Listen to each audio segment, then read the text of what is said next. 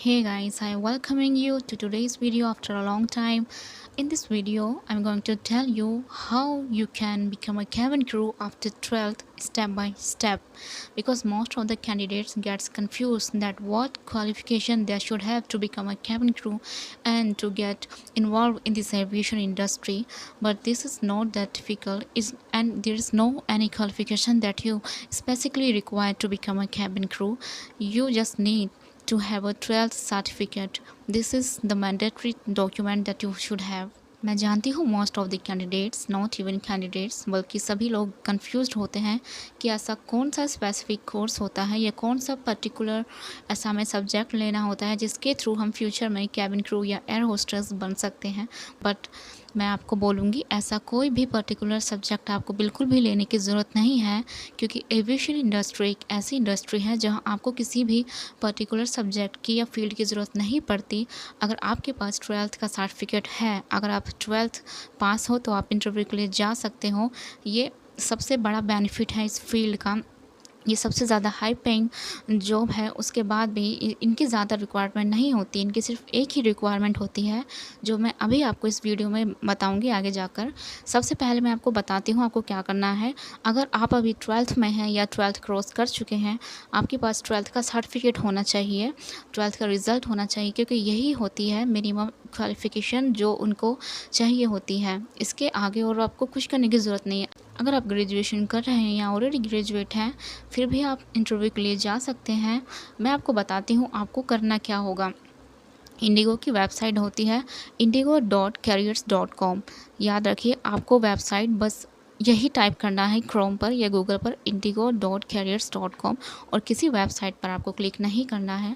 जब आप इस वेबसाइट पर क्लिक करेंगे, मैं आपको दिखा भी दूंगी यहाँ पर आपको क्या करना है। बस फर्स्ट पेज पर जाकर आपको जितनी भी पोजीशंस के लिए अभी वैकेंसीज अवेलेबल है, इन फ्लाइट सर्विसेज के लिए, एयरपोर्ट स्टाफ के लिए, ग्राउंड स्टाफ के लिए, इवन पायलट्स के लिए भी, तो आपको वहाँ पर शो हो जाएगी। बस आपको वहाँ जाकर इन फ्लाइट सर्विसेज पे या जो भी वैकेंसी आपको अपने अकॉर्डिंग लगती है, आपको वहाँ जाके बस अप्लाई कर देना है और कुछ भी नहीं करना। जैसे जैसे स्टेप आपको वहाँ पूछे जाते हैं, आपको बस सारे फॉर्म फिल कर देने हैं और अपने डॉक्यूमेंट्स अपलोड कर देने हैं।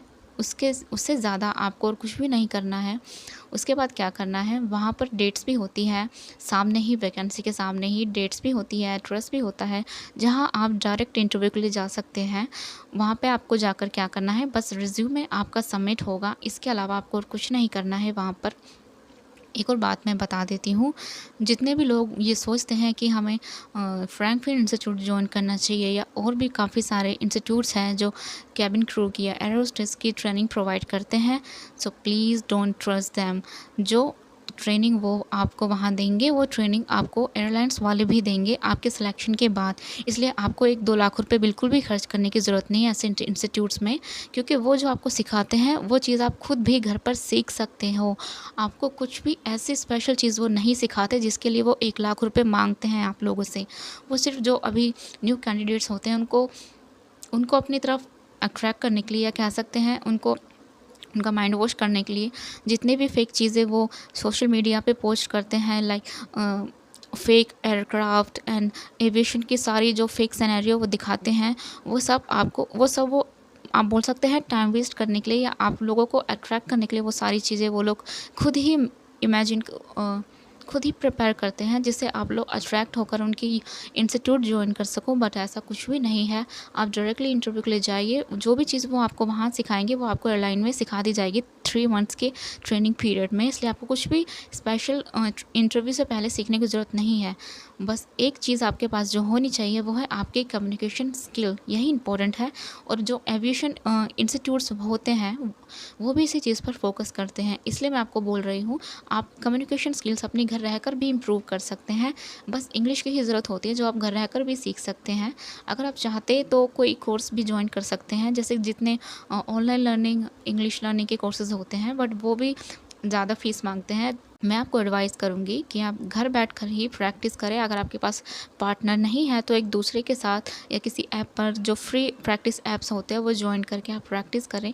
यहाँ वहाँ पैसा वेस्ट मत करें, क्योंकि अगर आप इंटरव्यू में सेलेक्ट हो जाते हैं, आपको 70,000 ट्रेनिंग फ़ीस देनी होगी, तो उस चीज़ के लिए पैसा बचा कर रखें, मैं आपको यही एडवाइस करूँगी। उसके बाद मैं आपको बताती हूँ नेक्स्ट स्टेप क्या होगा। मैंने आपको बताया कि आपको बस 12th का सर्टिफिकेट आपके पास होना चाहिए। आप वॉकिंग इंटरव्यू के लिए कैसे जा सकते हैं वेबसाइट के थ्रू, और आपको कोई भी इंस्टीट्यूट ज्वाइन करने की ज़रूरत नहीं है। नेक्स्ट मैं आपको बताती हूँ fluent English, and you don't need anything beyond this. आपको फ्लुएंट स्पीकर होना चाहिए इंग्लिश में, अपनी इंग्लिश इंप्रूव कीजिए, और इसके अलावा आपको और कुछ भी सीखने की ज़रूरत नहीं है। अगर आपकी कम्युनिकेशन स्किल्स अच्छी है तो आप ये इंटरव्यू क्रैक कर सकते हो। कुछ भी आपको स्पेशल करने की ज़रूरत है, यहाँ वहाँ पैसा वेस्ट करने की बिल्कुल भी ज़रूरत नहीं है। आप डायरेक्ट इंटरव्यू के लिए जाइए। जैसे मैंने वेबसाइट पे बताया, जब आप इंटरव्यू के लिए जाते हैं, आप अपने आप को इंटरव्यू के लिए कैसे प्रिपेयर कर सकते हैं।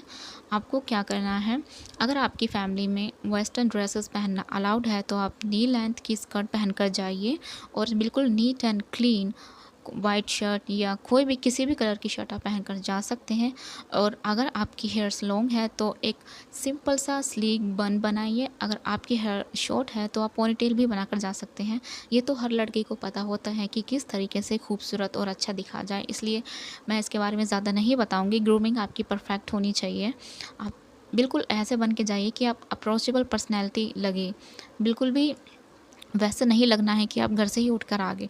आपको अच्छा दिखना है, और अपनी कम्युनिकेशन स्किल्स पे इतना आपको वर्क करना है कि आप किसी भी क्वेश्चन का आंसर इंस्टेंटली दे सकें, वही फॉर्म करके।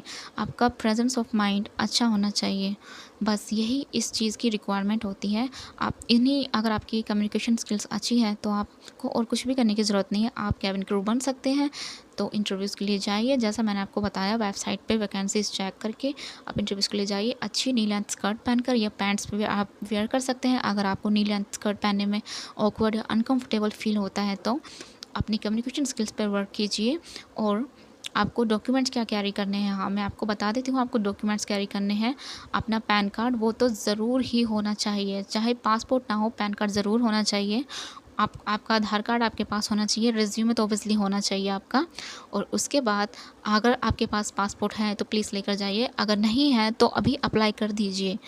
इंटरव्यू अटेंड करने से पहले अभी ऑनलाइन अप्लाई कर दीजिए। पासपोर्ट सेवा केंद्र पे हो जाएगा, गूगल पर जाकर अप्लाई कर दीजिए, क्योंकि इसका प्रोसेस थोड़ा लेंदी होता है। तो आपका अपॉइंटमेंट डेट जो होगी, आपकी अपॉइंटमेंट डेट वो थोड़ी लेट की होगी। तो आप वहाँ इंटरव्यू वेन्यू पर अगर आप सिलेक्ट हो जाते हैं तो एंड में आप एचआर से बोल सकते हैं कि मैंने पासपोर्ट के लिए अप्लाई कर दिया है, मेरा पासपोर्ट आ जाएगा। इसलिए आप अभी अप्लाई कर दीजिए अगर आपके पास पासपोर्ट नहीं है तो। और आपके पास पैन कार्ड तो मैंडेटरी है, ज़रूर होना चाहिए, और आधार कार्ड ज़रूर होना चाहिए। बस यही डॉक्यूमेंट्स आपको चाहिए। और 2 फोटोग्राफ्स रख लीजिएगा, अगर आपको वहाँ एंड में ज़रूरत पड़ सकती है तो इसलिए बोल रही हूँ, बल्कि कंपलसरी नहीं है। 2 फोटोग्राफ्स रख लीजिएगा, एक full photograph and 2 passport size photographs आपके पास होनी चाहिए। बस यही कुछ डॉक्यूमेंट्स है जो आपके पास होनी चाहिए। इससे ज़्यादा और ज़रूरी कुछ भी नहीं है। बस यही सारा प्रोसेस है। 12th के बाद मैं फिर भी एक बार आपको ब्रीफ़ कर देती हूँ।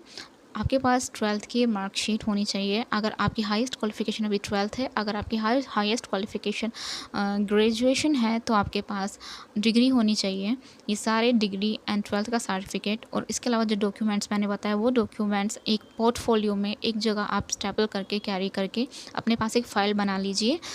वेबसाइट पर वैकेंसी चेक कीजिए, कौन सी डेट को वैकेंसी है और कौन से होटल में है, क्या वेन्यू है, वहाँ पर जाइए टाइमिंग चेक कीजिए। जैसा मैंने आपको ड्रेसअप बताया वैसा ड्रेसअप कर लीजिए।